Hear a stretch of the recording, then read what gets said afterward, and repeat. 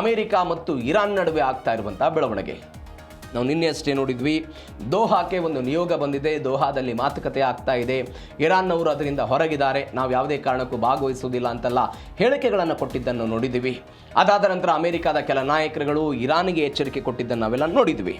ಇದೀಗ ಜಾಗತಿಕ ರಾಜಕಾರಣದಲ್ಲಿ ಈ ಕುತೂಹಲ ದಿನದಿಂದ ದಿನಕ್ಕೆ ಜಾಸ್ತಿ ಆಗ್ತಾ ಇದೆ. ಒಂದು ಕಡೆ ಇರಾನ್ ಮಾತುಕತೆಯನ್ನು ನಿರಾಕರಣೆ ಮಾಡ್ತಾ ಇದ್ರೆ, ಅಮೆರಿಕದ ಉಪಾಧ್ಯಕ್ಷ JD ವ್ಯಾನ್ಸ್ ಹೇಳ್ತಾ ಇದ್ದಾರೆ, ಇರಾನ್ಗೆ ನಾವು ಮತ್ತೊಂದು ಎಚ್ಚರಿಕೆಯನ್ನು ಕೊಡ್ತೀವಿ ಅಂತ ಹೇಳುವ ಮುಖಾಂತರ ಅವರು ಒಂದೆಲ್ಲ ಹೇಳ್ತಾ ಇರೋದು ಒಂದು ಪಾಸಿಟಿವ್ ಎನರ್ಜಿಯನ್ನು ಕೊಡ್ತಿದ್ದೀವಿ ಇತ್ಯಾದಿ ಇತ್ಯಾದಿ ಅಂತ ಅವ್ರು ಹೇಳ್ತಾ ಇದ್ದಾರೆ. ಹಾಗಾದರೆ ಏನು ಬೆಳವಣಿಗೆ ಆಯಿತು? ಇರಾನ್ ಪರ್ಷಿಯನ್ ತಂತ್ರಕ್ಕೆ ವ್ಯಾನ್ಸ್ ಒಂದು ವಾರ್ನಿಂಗ್ ಕೊಟ್ಟಿದ್ದಾರೆ. ಏನಂತ? ಇರಾನ್ ದ್ವಂದ್ವ ನೀತಿಗೆ ಅಮೆರಿಕದ ಉಪಾಧ್ಯಕ್ಷ JD ವ್ಯಾನ್ಸ್ ಆಕ್ರೋಶವನ್ನು ಹೊರಹಾಕಿದ್ರು. ಮಾತುಕತೆ ನಡೀತಾ ಇಲ್ಲ ಎನ್ನುವಂಥ ಇರಾನ್ ಹೇಳಿಕೆ ಒಂದು ಕೇವಲ ನಾಟಕ ಮಾತ್ರ, ಅದು ಮಾತುಕತೆನೇ ನಡೀತಾ ಇಲ್ಲ, ನಾವು ಮಾತುಕತೆಗೆ ಬರಲ್ಲ ಅಂತ ಇರಾನ್ ಅವರು ಹೇಳ್ತಾ ಇದ್ದಾರೆ. ಇದೊಂದು ನಾಟಕ ಅಂತ ಅವರೆಲ್ಲ ಹೇಳಿದರು.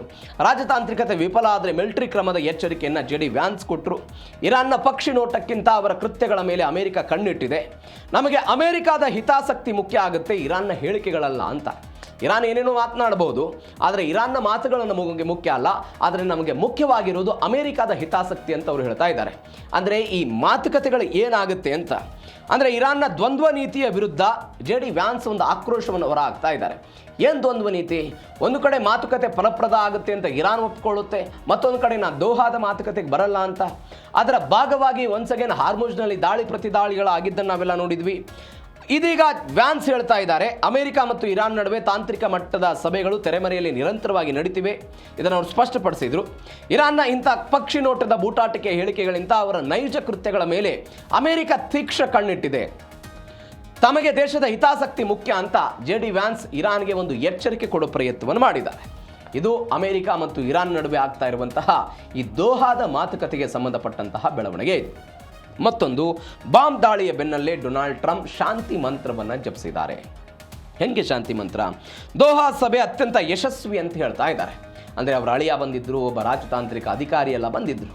ಅಲ್ಲಿಯ ದೋಹಾದ ರಾಜ್ಕುಮಾರ್ನನ್ನು, ಅಲ್ಲಿಯ PM ಅವರನ್ನು ಭೇಟಿ ಮಾಡಿ ಅವರವರ ಬೇಡಿಕೆಗಳು ಏನಿದೆ ಅದನ್ನು ಸಲ್ಲಿಸುವುದರ ಪ್ರಯತ್ನದ ಭಾಗವಾಗಿ ಮಾತುಕತೆಗಳು ನಡೀತಾ ಇತ್ತು.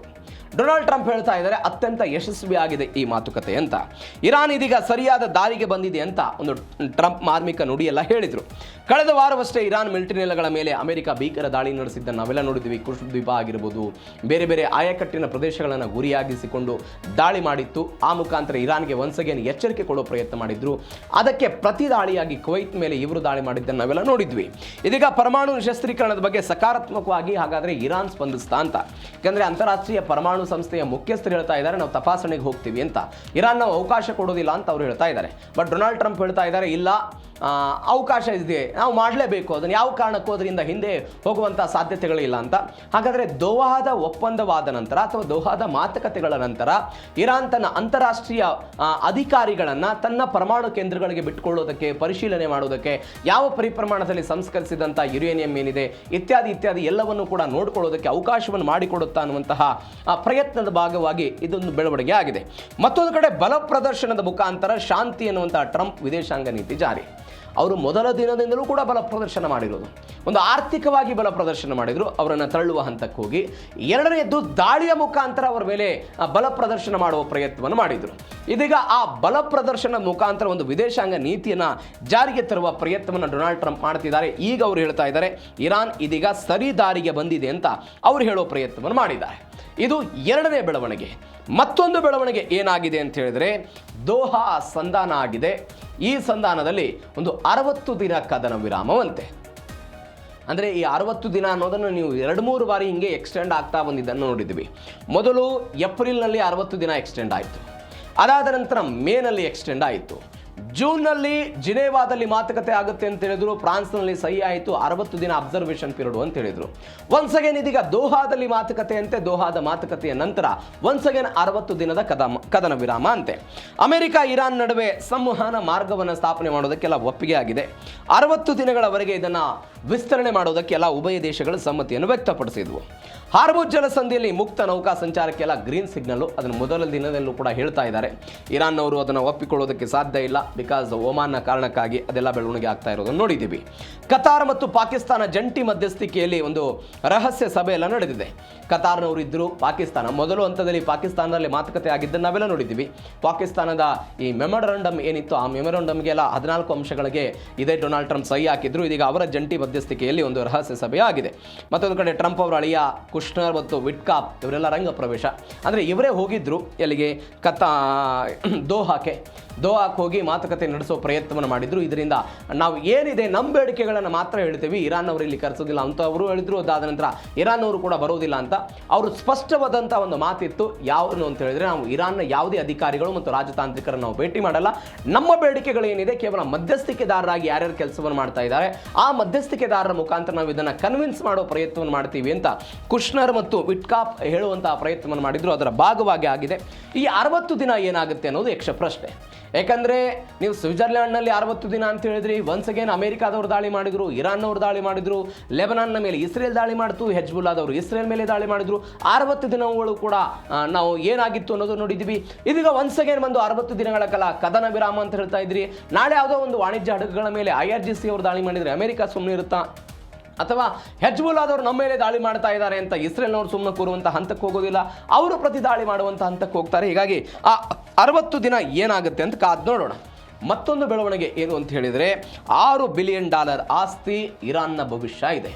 ಈ ಫ್ರೀಸ್ ಆಗಿರುವಂತಹ ಹಣ, ತಾನು ಉತ್ಪಾದನೆ ಮಾಡಿದಂಥ ತೈಲವನ್ನು ಮಾರಾಟ ಮಾಡಿ ಆ ಹಣ ಅಮೆರಿಕದ ಆರ್ಥಿಕ ದಿಗ್ಬಂಧನಗಳ ಕಾರಣಕ್ಕಾಗಿ ಬೇರೆ ಬೇರೆ ದೇಶಗಳಲ್ಲಿ ಈ ಆಸ್ತಿ ಫ್ರೀಸ್ ಆಗಿತ್ತಲ್ಲ, ಆ ಹಣಕ್ಕೆ ಸಂಬಂಧಪಟ್ಟಂತೆ ಫ್ರೀಸ್ ಆಗಿದ್ದಂಥ $6 ಬಿಲಿಯನ್ ಹಣ ಬಿಡುಗಡೆಗೆ ಎಲ್ಲ ಚಾಲನೆ ಸಿಕ್ಕಿದೆ ಅಂತೆ. ಕೇವಲ ಅಗತ್ಯ ಸರಕುಗಳ ಖರೀದಿಗೆ ಮಾತ್ರ ಈ ಹಣ ಬಳಸೋದಕ್ಕೆ ಅಮೆರಿಕ ಅನುಮತಿ ಕೊಟ್ಟಿದೆ. ಮೊನ್ನೆ ಇದ್ರ ಬಗ್ಗೆ ಸುದೀರ್ಘವಾಗಿ ಚರ್ಚೆ ಮಾಡಿದ್ವಿ. ಅಮೆರಿಕದ ರೈತರು ಬೆಳೆದಿರುವಂಥ ಗೋಧಿ, ಸೋಯಾಬೀನ್ ಖರೀದಿಗೆ ಮಾತ್ರ ಇದಕ್ಕೆ ಅವಕಾಶವನ್ನು ಮಾಡಿಕೊಡ್ತಾ ಇದೆ. ಅವರಿಗೆ ನೇರವಾಗಿ $6 ಬಿಲಿಯನ್ ಹಣವನ್ನು ಅಮೆರಿಕಾದವರು ಕೊಡಲ್ಲ. ಆ $6 ಬಿಲಿಯನ್ ಹಣದಲ್ಲಿ $1 ಬಿಲಿಯನ್ ಹಣದ ಮುಖಾಂತರ ಇವರು ಗೋಧಿ ಮತ್ತು ಸೋಯಾಬೀನ್ ಖರೀದಿ ಮಾಡಿದರೆ $5 ಬಿಲಿಯನ್ ಹಣ ಅಮೆರಿಕಾದ ಅಥವಾ ಬೇರೆ ಬೇರೆ ಬ್ಯಾಂಕ್ಗಳ ಖಾತೆಗಳಲ್ಲಿ ಉಳಿಯುತ್ತೆ. ಅದಕ್ಕಾಗಿನೇ ಒಂದು ಖಾತೆ ಇದೆ, ನಾವು ಅವಾಗಲೇ ನೋಡಿದ್ವಲ್ವಾ. ಆ ರೀತಿಯಾದಂಥ ಒಂದು ಖಾತೆ, ಪ್ರತ್ಯೇಕವಾದಂಥ ಖಾತೆ ಇದೆ. ಆ ಖಾತೆಯಲ್ಲಿ ಡಿಡಕ್ಟ್ ಆಗ್ತಾ ಹೋಗುತ್ತೆ. ಕೇವಲ ಯಾವುದಕ್ಕೆ? ಮಾನವೀಯತೆಯ ನೆಲೆ ದೃಷ್ಟಿಯಿಂದ ಮತ್ತು ತುರ್ತು ಅಗತ್ಯಗಳಿಗಾಗಿ ಮಾತ್ರ ಈ ಹಣವನ್ನು ಕೊಡ್ತೀವಿ ಅಂತ ಅಮೆರಿಕಾದವರು ಹೇಳಿದ್ದಾರೆ. ಈಗ ಆರ್ಥಿಕ ನಿರ್ಬಂಧಗಳ ಸಡಿಲಿಕೆ ಬಗ್ಗೆ ಎಲ್ಲ ಗಂಭೀರವಾದಂಥ ಚರ್ಚೆಯಂತೆ ಪರಮಾಣು ಕಾರ್ಯಕ್ರಮಕ್ಕೆ ಬ್ರೇಕ್ ಹಾಕಬೇಕು ಅಂತ ಅಮೆರಿಕ ಒಂದು ಪಟ್ಟು ಹಿಡಿದಿದೆ. ಅದು ಮೊದಲ ದಿನದಲ್ಲೂ ಕೂಡ ಇಂಥದ್ದೊಂದು ಪಟ್ಟಿದೆ.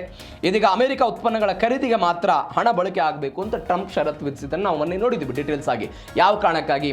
ಚೀನಾ ಖರೀದಿ ಮಾಡ್ತಾ ಇತ್ತು, ಚೀನಾದ ಮಾರುಕಟ್ಟೆ ಬಂದಾಯಿತು. ಚೀನಾದ ಮಾರುಕಟ್ಟೆ ಆದ ನಂತರ ಅಮೆರಿಕದ ರೈತರು ಸೋಯಾಬೀನ್ ಬೆಳೆದಿದ್ದಲ್ಲಿ ಲಾಸ್ ಅನುಭವಿಸ್ತಾ ಇದ್ರು. ಆ ಲಾಸನ್ನು ತೀರಿಸಿಕೊಳ್ಳೋದಕ್ಕೆ ಅಥವಾ ಅದನ್ನು ಸರಿಪಡಿಸ್ಕೊಳ್ಳೋದಕ್ಕೆ ಇರಾನ್ ಒಂದು ಅಸ್ತ್ರವಾಗಿ ಅಮೆರಿಕಾಗೆ ಸಿಕ್ತು.